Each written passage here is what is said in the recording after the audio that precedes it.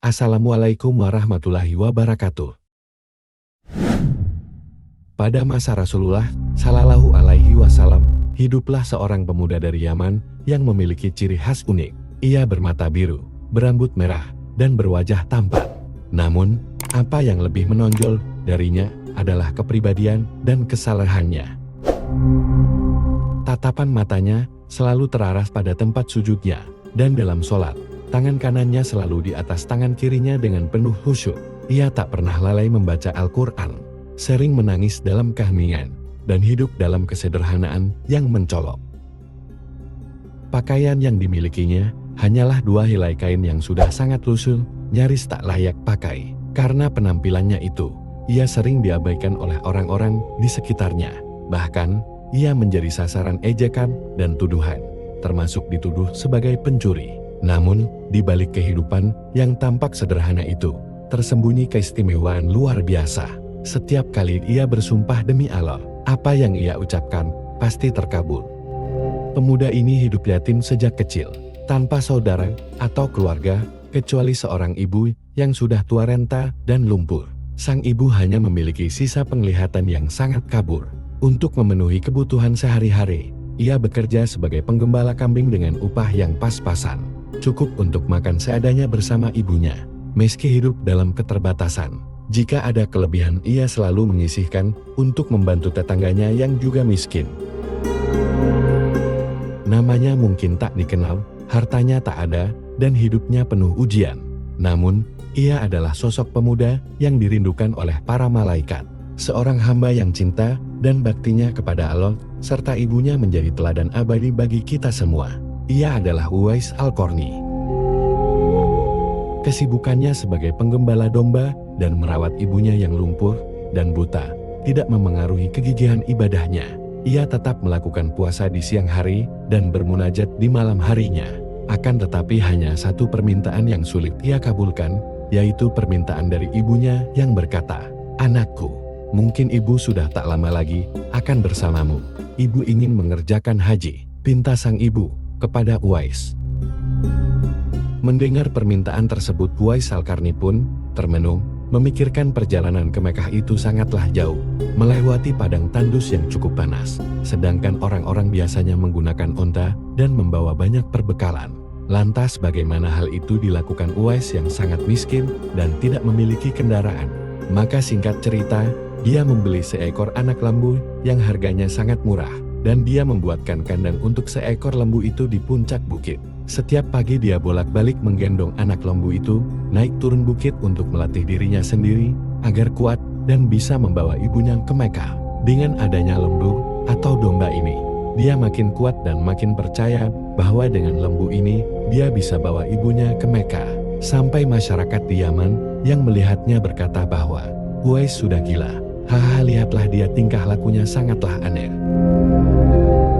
Setiap hari, tanpa pernah terlewat, Uwais membawa seekor anak lembu naik dan turun bukit. Awalnya, anak lembu itu kecil dan ringan, namun seiring waktu, lembu tersebut tumbuh semakin besar dan berat. Meski begitu, Uwais terus melatih dirinya dengan penuh ketekunan, menggendong lembu itu setiap hari tanpa henti. Apa yang tampak berat bagi orang lain, menjadi terasa ringan bagi Uwais karena rutinitas yang konsisten. Beban yang terus bertambah seiring pertumbuhan lembu itu justru membuat kekuatan Uwais makin luar biasa.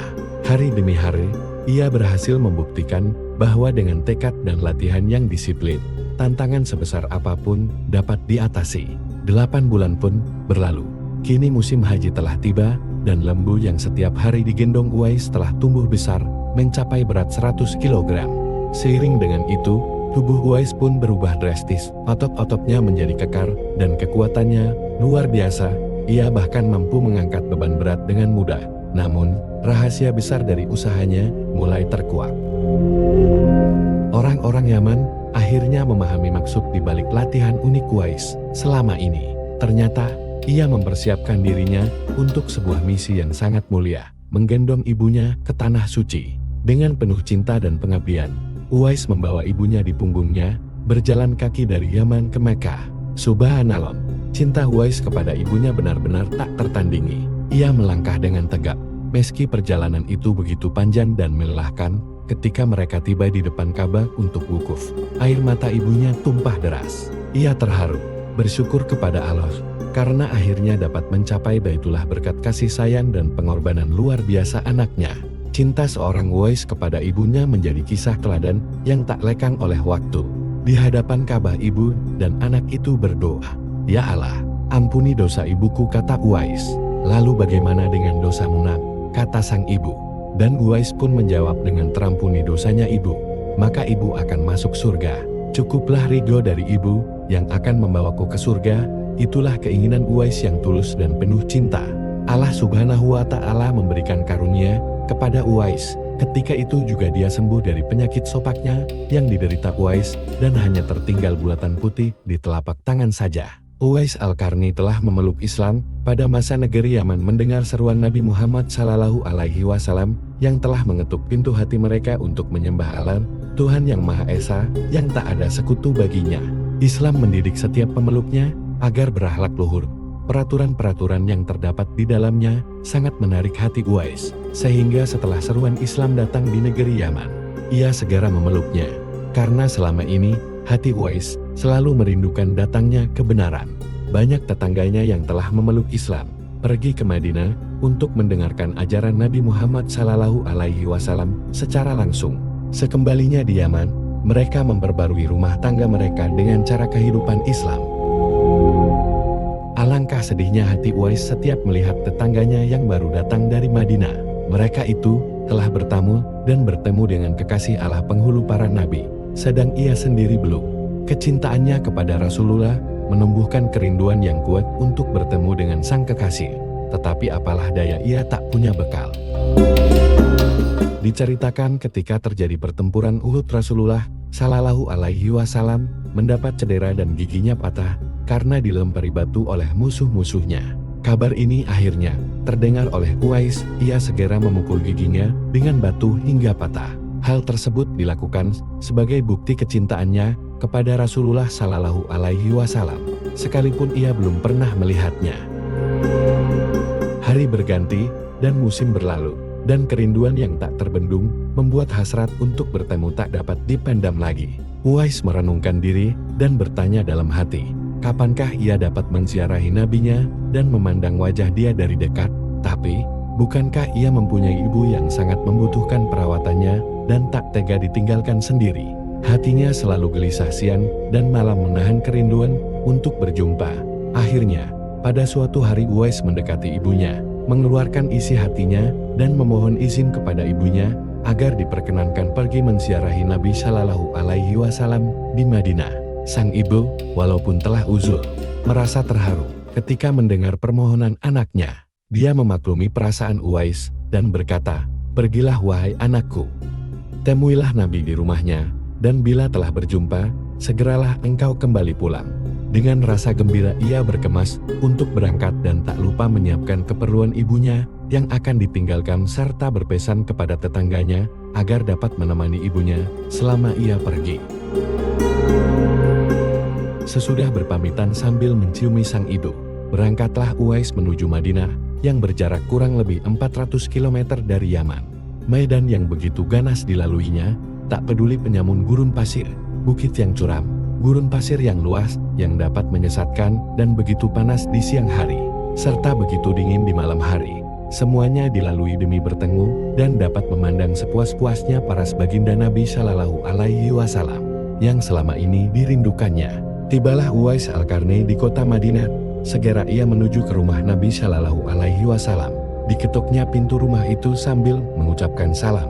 Keluarlah Sayyidah Fatimah binti Muhammad SAW sambil menjawab salam Uwais. Segera saja Uwais menanyakan Nabi yang ingin dijumpainya. Namun ternyata dia SAW tidak berada di rumah, melainkan berada di medan perang. Betapa kecewa hati sang perindu. Dari jauh ingin berjumpa tetapi yang dirindukannya tak berada di rumah. Dalam hatinya bergolak perasaan ingin menunggu kedatangan Nabi SAW dari medan perang. Tapi, kapankah dia pulang? Sedangkan masih terngiang di telinga pesan ibunya yang sudah tua dan sakit-sakitan itu, agar ia cepat pulang ke Yaman, engkau harus lekas pulang. Karena ketaatan kepada ibunya, pesan ibunya tersebut telah mengalahkan suara hati dan kemauannya untuk menunggu dan berjumpa dengan Nabi Shallallahu Alaihi Wasallam. Ia akhirnya dengan terpaksa mohon pamit kepada Sayyidah Fatimah radhiyallahu anhu untuk segera pulang ke negerinya. Dia hanya menitipkan salamnya untuk Nabi Shallallahu Alaihi Wasallam dan melangkah pulang dengan perasaan haru. Sepulangnya dari perang, Nabi Shallallahu Alaihi Wasallam langsung menanyakan tentang kedatangan orang yang mencarinya. Nabi Muhammad Shallallahu Alaihi Wasallam menjelaskan bahwa Uwais Al-Qarni adalah anak yang taat kepada ibunya. Ia adalah penghuni langit sangat terkenal di langit. Mendengar perkataan baginda Rasulullah Shallallahu Alaihi Wasallam, Sayyidatina Fatimah dan para sahabatnya tertegun. Menurut informasi Sayyidah Fatimah radhiyallahu anhu, memang benar ada yang mencari Nabi Shallallahu Alaihi Wasallam dan segera pulang kembali ke Yaman. Karena ibunya sudah tua dan sakit-sakitan, sehingga ia tidak dapat meninggalkan ibunya terlalu lama. Rasulullah Shallallahu Alaihi Wasallam bersabda, kalau kalian ingin berjumpa dengan dia Uwais Al-Qarni, perhatikanlah, ia mempunyai tanda putih di tengah-tengah telapak tangannya. Sesudah itu Rasulullah Shallallahu Alaihi Wasallam memandang kepada Imam Ali bin Abi Thalib dan Umar bin Khattab dan bersabda, suatu ketika, apabila kalian bertemu dengan dia, mintalah doa dan istighfarnya. Dia adalah penghuni langit dan bukan penghuni bumi. Tahun terus berjalan, dan tak lama kemudian, Nabi Shallallahu Alaihi Wasallam wafat. Hingga kekhalifahan Abu Bakar telah diestafetkan kepada Khalifah Umar bin Khattab. Suatu ketika, Khalifah Umar teringat akan sabda Nabi Shallallahu Alaihi Wasallam tentang Uwais Al-Qarni, sang penghuni langit. Ia segera mengingatkan kepada Imam Ali untuk mencarinya bersama. Sejak itu, setiap ada kafilah yang datang dari Yaman, dia berdua selalu menanyakan tentang Uwais Al-Qarni, apakah ia turut bersama mereka. Di antara kafilah-kafilah itu, ada yang merasa heran, apakah sebenarnya yang terjadi. Sampai-sampai ia dicari oleh dia berdua, rombongan kafilah dari Yaman menuju Syam silih berganti, membawa barang dagangan mereka. Suatu ketika, Uwais Al-Qarni turut bersama rombongan kafilah menuju kota Madinah. Melihat ada rombongan kafilah yang datang dari Yaman, segera Khalifah Umar bin Khattab dan Imam Ali mendatangi mereka dan menanyakan apakah Uwais turut bersama mereka. Rombongan itu mengatakan bahwa ia ada bersama mereka dan sedang menjaga unta-unta mereka di perbatasan kota. Mendengar jawaban itu, dia berdua bergegas pergi menemui Uwais Al-Qarni. Sesampainya di kemah tempat Uwais berada, Khalifah Umar bin Khattab dan Imam Ali memberi salam, namun rupanya Uwais sedang melaksanakan sholat. Setelah mengakhiri sholatnya, Uwais menjawab salam kedua tamu agung tersebut sambil bersalaman.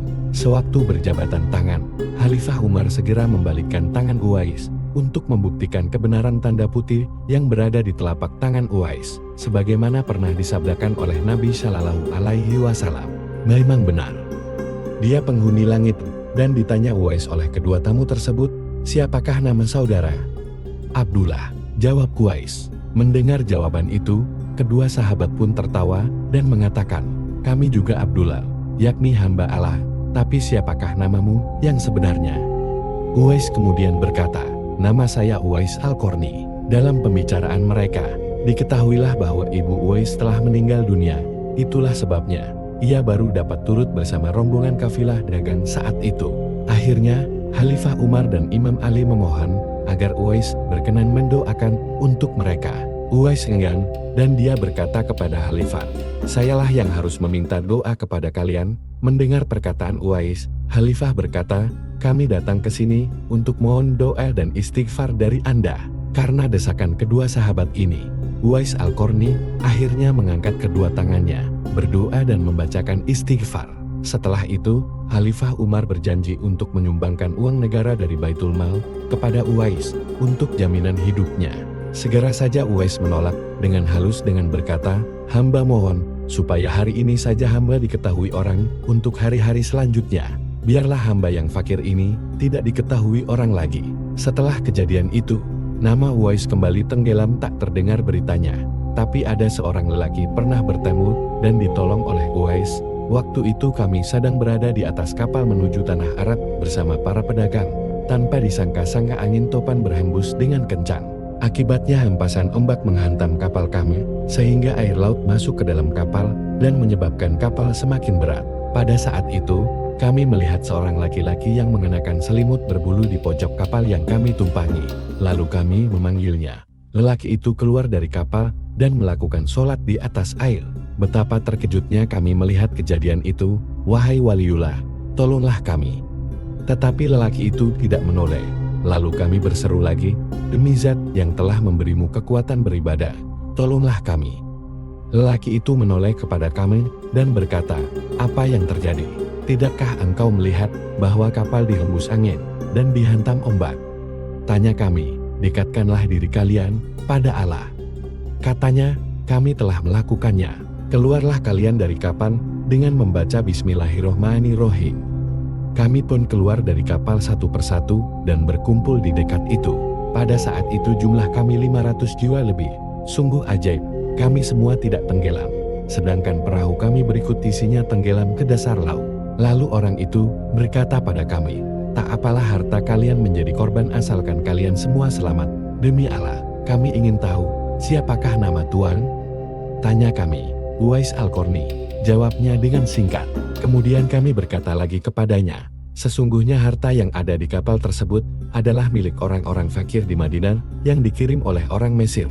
Jika Allah mengembalikan harta kalian, apakah kalian akan membagi-bagikannya kepada orang-orang fakir di Madinah? Tanyanya. Ya, jawab kami. Orang itu pun melaksanakan sholat 2 rakaat di atas air, lalu berdoa. Setelah Uwais Al-Qarni mengucap salam, tiba-tiba kapal itu muncul ke permukaan air, lalu kami menumpanginya dan meneruskan perjalanan. Setibanya di Madinah, kami membagi-bagikan seluruh harta kepada orang-orang fakir di Madinah, tidak satu pun yang tertinggal. Beberapa waktu kemudian, tersiar kabar kalau Uwais Al-Qarni telah pulang ke Rahmatullah.